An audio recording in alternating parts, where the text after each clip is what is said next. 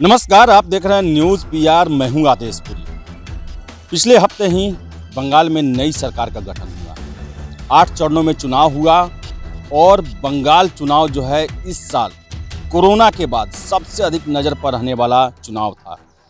हर एक भारतवासी इस चुनाव पर लेकर नज़रें जमाए हुआ था, चाहे वो सरकार के साथ का हो या सरकार के विरोधी हो या फिर तटस्थ भी हो, क्योंकि बीजेपी ने एक अहम का विषय बना लिया था बंगाल विजय। तो वही ममता बनर्जी को अपने गढ़ बचाने की सबसे बड़ी चुनौती थी। लेकिन इस चुनाव में हिंसा का एक दौर भी चला। चुनाव के दौरान, चुनाव के प्रचार के दौरान मतगणना केंद्र पर हिंसा हुई, मारपीट हुई और जो प्रत्याशी थी उन पर भी हमले किए गए। और सबसे बड़ा जो परिणाम आया, उसके बाद हिंसा का दौर शुरू हुआ। लगभग दर्जन भर से अधिक लोग मारे गए इस हिंसा में। और कहा गया कि ये टीएमसी के द्वारा जो सत्ता अपना फिर से रिन्यूअल कराई है बंगाल में, उनके द्वारा चुनावी बदला लिया गया। जो चुनाव के समय में छीटाकशी हुई थी, एक दूसरे पर मारपीट हुआ था, विजय के बाद उसका बदला लिया गया। गांव पर हमला किया गया, बलात्कार किया गया, औरतों के साथ बदसलूकी की गई, हत्याएं की गई, जिसको लेकर जो है बीजेपी के राष्ट्रीय अध्यक्ष जेपी नड्डा बंगाल जाते हैं, वहां की स्थिति का जायजा लेते हैं। प्रधानमंत्री वहां के राज्यपाल से बात करते हैं और वहां के स्थिति का जायजा लेते हैं। और राज्यपाल जो है काफ़ी निगेटिव जो है वो रिव्यू देते हैं कि बंगाल में हिंसा का दौर शुरू हो गया है, रक्तपात हो रहा है और ऐसे में हमारा फर्ज है कि इससे बंगाल को मुक्त करें। लेकिन सबसे अहम बात, 5 मई को ममता बनर्जी तीसरी बार मुख्यमंत्री पद के लिए शपथ ग्रहण करती है और 10 मई को अपने 22 कैबिनेट मेंबर को भी शपथ ग्रहण करवाती है बंगाल में। और इसके बाद ही वहां के राज्यपाल जगदीप धनखड़ का बयान आता है कि बंगाल में संविधान खत्म होने की संकेत। ये छोटा मोटा आरोप नहीं है। नई सरकार का गठन हुआ है और कैबिनेट का शपथ ग्रहण हो रहा है। पिछले 5 दिनों में और 2 मई को रिजल्ट आया। अगर 8-10 दिनों का अगर देखें हम अगर वहाँ की स्थिति, तो हिंसा का दौर वहाँ पर जारी रहा। बंगाल अशांत बना हुआ है और राज्यपाल ने खुलकर ये शपथ ग्रहण के दिन बातें कही। इसका आप मायने समझिए। आपको हम पूरा पहले बात बताते हैं कि कैसे कैसे घटनाक्रम हुआ, क्या कहा गवर्नर ने। बंगाल में सोमवार को ममता बनर्जी के मंत्रियों को शपथ दिलाने के बाद एक बार फिर राज्यपाल जगदीप धनखड़ चुनाव बाद राज्य में जारी हिंसा को लेकर गुस्से में दिखे। धनखड़ ने कहा, बंगाल की स्थिति बहुत ही चिंताजनक है। वह हिंसा प्रभावित इलाकों का दौरा करेंगे। ममता सरकार में कोई जवाबदेही नहीं दिख रही है। उन्होंने यहाँ तक कह दिया कि बंगाल में संविधान के खत्म होने के संकेत मिल रहे हैं। हालात लगातार बदतर हो रहे हैं। सरकार भी यही चाहती है। वही मुख्यमंत्री ममता बनर्जी ने हिंसा से इनकार करते हुए कहा कि राज्य में शांति है।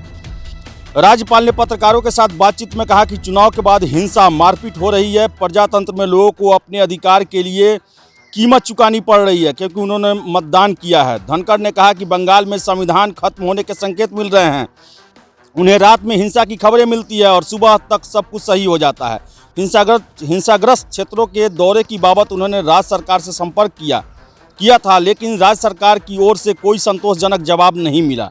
कहा गया कोई हेलीकॉप्टर उपलब्ध नहीं है, लेकिन वह बंगाल वाले क्षेत्रों का दौरा कर अपने संवैधानिक दायित्व का पालन करेंगे।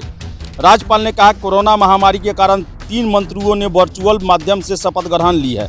यह बताता है कि स्थिति कितनी गंभीर है।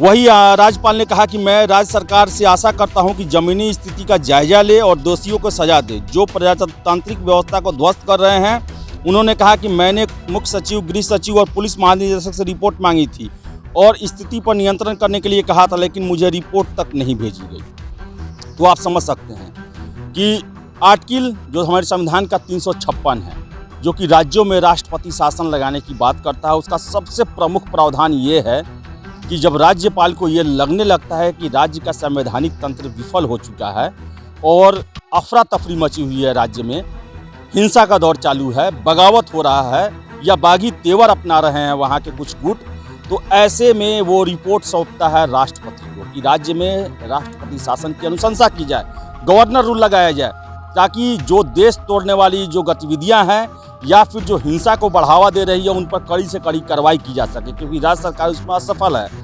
वैसे ही हालात हैं और जगदीप धनखड़ ने ऐसी ही बात पत्रकारों को कहा है। सबसे बड़ा दुर्भाग्य का बात देखिए कि राज्यपाल हिंसाग्रस्त क्षेत्रों में जाने की बात करते हैं और कहा जाता है हेलीकॉप्टर नहीं है। गृह सचिव, मुख्य सचिव, डीजीपी से रिपोर्ट मांगते हैं कि हिंसाग्रस्त क्षेत्रों में आप क्या काम कर रहे हैं, क्या कार्रवाई की गई, कोई रिपोर्ट नहीं भेजा जाता है। जबकि राज्यपाल किसी भी राज्य के कार्यपालिका के प्रधान होते हैं। राज्य के सारी गतिविधियां जो हैं वो राज्यपाल के नाम से की जाती है। सारी नियुक्तियां जो है वो इनडायरेक्टली भले जो भी करे लेकिन राज्यपाल के ही निर्देश से होता है। सबसे बड़ा संवैधानिक अधिकारी होता है वहाँ का, कार्यपालक प्रमुख होता है राज्यपाल, और उसके द्वारा ऐसी बातें की जा रही है कि संविधान खत्म होने के संकेत मिल रहे हैं। वैसा राज्य जहाँ पर अभी तुरंत चुनाव हुआ हो, जहाँ की जो सत्तारूढ़ पार्टी ने एक क्लीन स्वीप किया है, बावजूद इसके उसके राज्य में हिंसा हो रहा है और सरकार के द्वारा ये कहा जा रहा है कि ऐसी कोई बात नहीं है। राज्यपाल को रिपोर्ट नहीं दिया जा रहा है, राज्यपाल को हिंसाग्रस्त क्षेत्रों का दौरा नहीं करने दिया जा रहा है, लेकिन राज्यपाल का कहना है कि वो अपने दायित्व को पूरा करेंगे, जिस कार्य के लिए उनकी नियुक्ति वहाँ पर की गई है उसे पूरा करेंगे वो। तो बंगाल में आखिर ये कैसे हालात हैं कि कोरोना महामारी चरम पर है, हिंसा मारपीट का दौर जारी है। क्या ऐसा लोकतंत्र देश के किसी राज्य में है? क्या बंगाल में ही ऐसा क्यों हो रहा है? बंगाल विजय के बाद बहुत सारे लोग जो थे वो मोदी को परास्त करने का और मुंह की खाने का, ममता बनर्जी के तारीफ में इतना वो अंधे हो गए कि उन्होंने सारे हिंसा को दरकिनार कर दिया। इस पर ध्यान देने की ज़रूरत है। और राज्यपाल का ये बयान केंद्र सरकार और राष्ट्रपति के लिए काफ़ी ध्यान देने वाला है कि लोकतंत्र खतरे में है, समाप्त होने के संकेत मिल रहे हैं। ऐसे में वहाँ राष्ट्रपति शासन की ज़रूरत है, क्योंकि हमारे संविधान में वर्णित किया गया है, उपबंध किया गया है कि राज्य में राज्यपाल को ये लगने लगे कि संवैधानिक तंत्र विफल हो चुका है तो गवर्नर रूल लागू कर देना चाहिए राष्ट्रपति को, और वो अगर इसकी संस्तुति करता है, आवेदन देता है कि वहाँ पर किया जाए तो कर देना चाहिए। अब हालात बन रहे हैं, अब देखने वाली बात है कि सरकार इस पर क्या कदम उठाती है, लेकिन जो बंगाल की स्थितियाँ हैं वो किसी से छुपी नहीं है। बॉर्डर इलाका है, फिर से वहाँ पर घुसपैठियों का समस्या है, बांग्लादेशियों को भारत का नागरिक बना दिया गया है, और पार्टी जो है टीएमसी उनकी चाटुकारिता में, वोटों के लालच में एक बहुत ही समृद्ध राज्य का इस तरह से गला घोट रही हैं।